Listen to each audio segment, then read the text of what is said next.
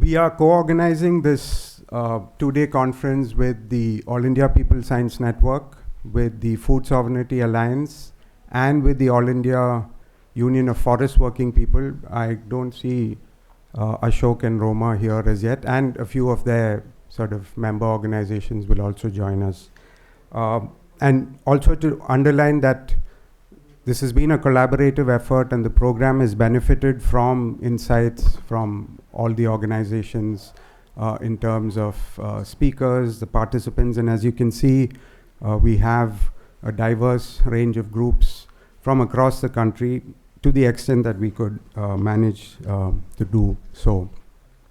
So before we begin, I mean, just to underline the context which informs this meeting, as all of you know, there's no doubt that we're in the middle of a multiple crisis happening at various levels, at the global, at the regional level. Economists have been warning us of an imminent, global sort of recession. You have, the trade wars and a military buildup playing out in the Asia Pacific, and that's leading to, an emerging new trade architecture, how India fits in all of this. We've seen over 2022 extreme weather events and, moving towards a possible climate breakdown given what's happening at the international level. But this crisis is also about, politics and the crisis of multilateralism. And you see that at the WTO, you see that at the climate talks, you see that at the UN.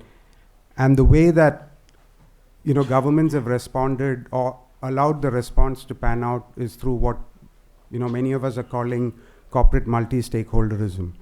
And it's important to see how all of those global, developments impact us nationally.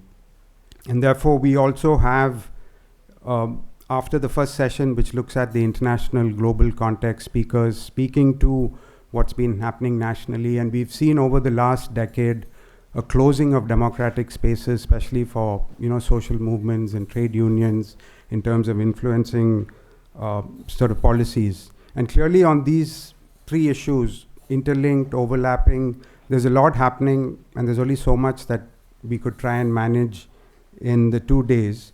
But we have this agenda which is with you. We have a very competent set of speakers, but we also have participants who've engaged, they've been activists at the ground level. And we apologize at the outset that many of you are not speakers, but the idea is to have a very interactive session where we're hoping that, all of you can, those of you who are not speakers can also input, especially on the second day, and we appeal that, all of you try and come back for the second day's events as well. And like I said, the event is being live streamed, but we're also recording it. So we'll put out videos of the plenary sort of sessions, and I hope that's okay with all the speakers. We'll, of course, have a report which we'll cross-check with all of you. The second day's event, because it's more, workshops and strategy sort of kind of discussions, we won't record it. So with that initial set of remarks, may I invite my colleague Shalmali Guttal, who's the Executive Director of Focus on the Global South, to begin the first plenary. Thank you.